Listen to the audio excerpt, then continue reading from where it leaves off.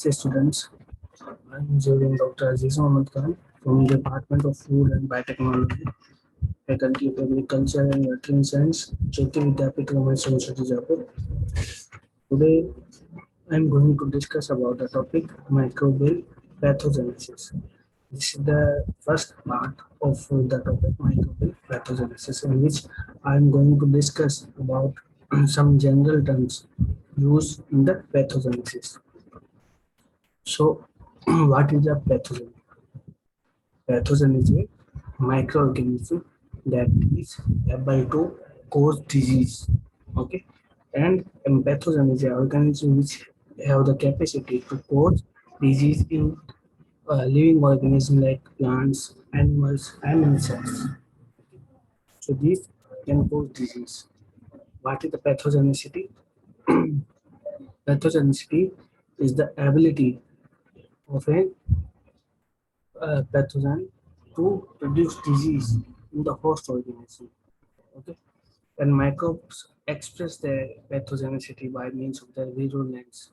Okay, pathogenicity is a multifactional process which depends on the immune system of the host and the nature of the species or the same and the number of the organism in the initial. So what is the pathogenicity? Pathogenicity is the ability of a single microorganism to cause disease in any kind of host like humans, like they can cause disease in the plants, like they can cause disease in animals, like they can cause disease in the insects. So this is the ability.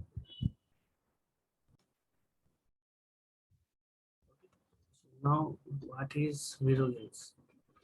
Virulence is also a term which is related to the microbial pathogenicity. Virulence is a term which refers to the degree of the pathogenicity. Okay?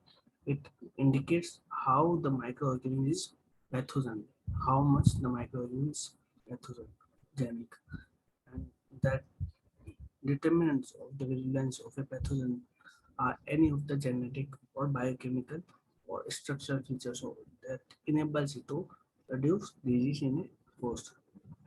So, if we talk about any kind of microorganism, okay, like microorganism is called pneumonia, then how they cause disease is known as their virulence.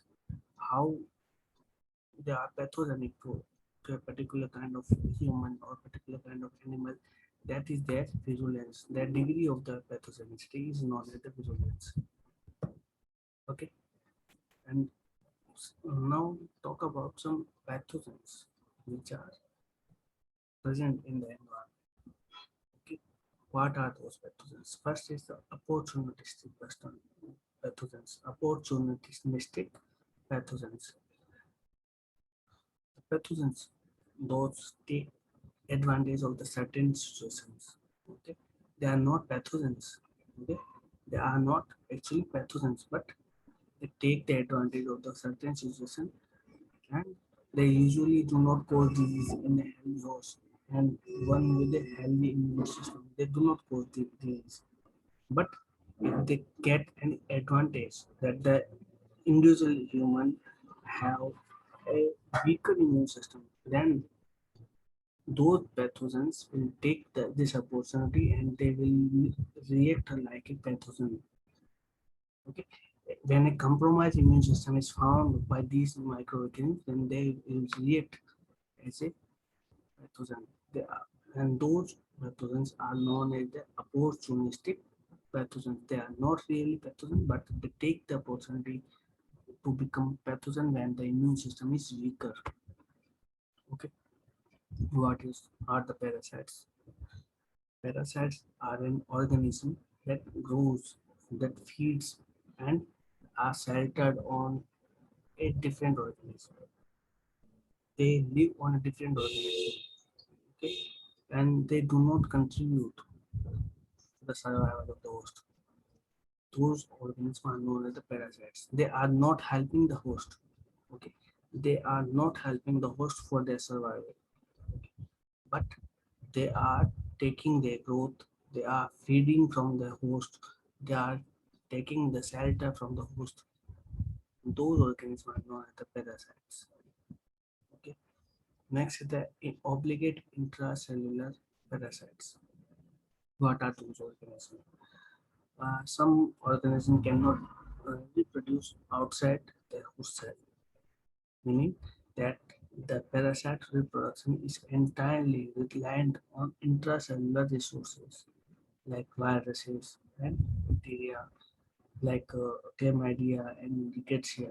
So those microorganisms cannot survive, which cannot reproduce outside the host cells are known as the obligate intracellular parasites who need the host in anyhow condition for their reproduction. Those organisms are known as the obligate intracellular parasites. Now talk about the virulence factors. What are the virulence factors? These are the molecules which are expressed and secreted by the pathogen, bacteria, viruses, fungi, and protozoa. Okay, and these factors enable them to achieve different activities. Like they have these virulence factors help colonization of a niche in the host. They help these virulence factor help the microorganisms to survive in the host. Allow it to make their colonies to colonize in a host. The next thing, uh, these virulence factor allow the microorganism to immunoevasion. Means it is an evasion of the host immune system. Means the host immune system will not respond to the microorganism. That is the degree of the virulence factor. Next, the immunosuppression. What is the immunosuppression? Immunosuppression is the inhibition of the host immune response. That is known as the immunosuppression. Next is the entry into the exit of the cell. It allows entry and exit of the some microorganisms out of the cell. Means if the pathogen is intracellular, then it allow these virulence factor allow the microbes to come out of the cell, and it allow the microorganism to obtain nutrition from the host. Okay? And for pathogen possess a variety, wide array of the virulence factor like some of intrinsic to the bacteria like capsules and endotoxins are the virulence factors, whereas some others are obtained from the plasmids. These are known as the toxins. Okay? So toxins and the capsules are known as the virulence factors. Here are some examples of the virulence factor. Examples of virulence factor of Staphylococcus aureus are hyaluronidase. Okay? The hyaluronidase and proteases, coagulase, lipases, deoxyribonucleases, and endotoxins. So these are the virulence factor of the S. aureus bacteria. Some also there are some also examples of the virulence factor of Streptococcus pyogenes include the M protein. Okay, lipoic acid is also a virulence factor. Hyaluronic acid capsule is also virulent factors. Okay, and these virulence factors found in the Streptococcus pyogenes. Some lesions such as the streptokinase, hyaluronidase, and streptolysins and endotoxins are also there. Some adhesion factors like extracellular enzymes, toxins, and antiphagocytic factors are also the virulence factors. Now talk about super antigens. What are the super antigens?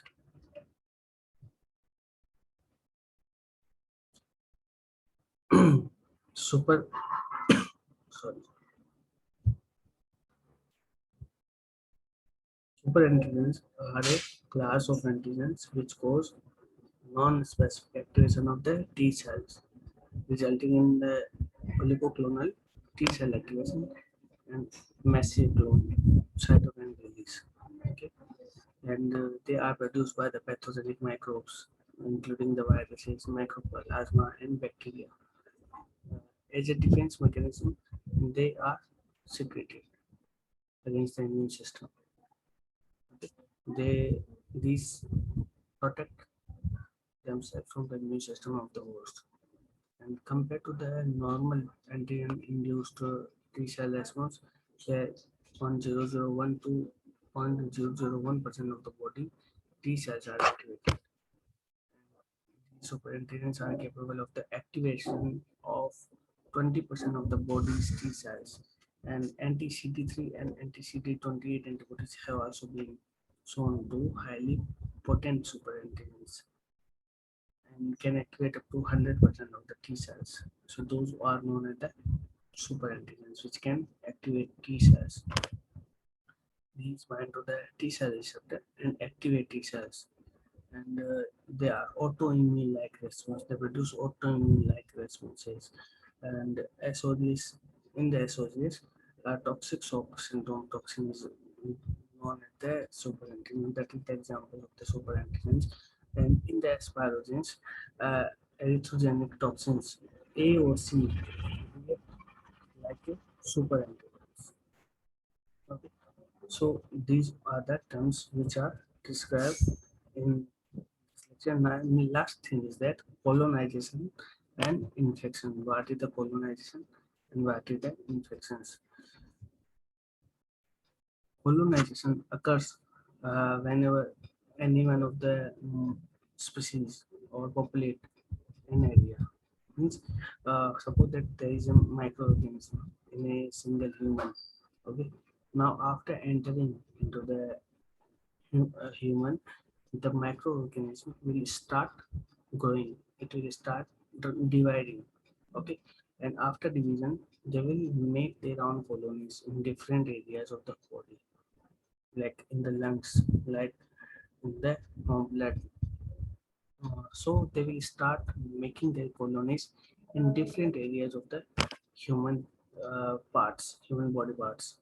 Okay, so they start to utilize humans' own uh, body to reproduce to for their growth. Okay, so that is known as the colonization, and it is derived from the Latin word to inhabitate, to cultivate. Okay, so they inhabitate in the host and they start to grow, to multiply in a host. That is their colonization. What is the infection? Infection is the growth of a parasitic organism within the body, like bacteria. That is the infection. When a parasitic organism will start to grow, okay, grow in a body, that is known as the infection. Like somebody get infected, it means that the bacteria, some bacteria have been inserted into the body, and it has been started to grow. Okay, it has been started to grow in a parasitic organism. And a person with an infection has another organism, means it has been inserted with a germ which is going inside it, and it drawing its nourishment from the host. Okay. So all the nutrients are getting by a parasite by the from the host, and so that the parasite can grow itself for their nourishment, for their nutrition. That is their infection. Okay. In the next video, I'm going to discuss about the different type of the infections. So in this video, I discuss about some important terms which are used in the uh, pathogens and microbial pathogens. And in the upcoming videos, I will discuss about different types of the infections. So my lecture is over here. What type of questions which can be asked from this lecture? The question which can arise from this lecture is that explain the different terms used in the microbial pathogenicity. So you will better answer all these terms which I explained in this video. So my lecture is over here. If you have any query, you can ask me. So thank you very much.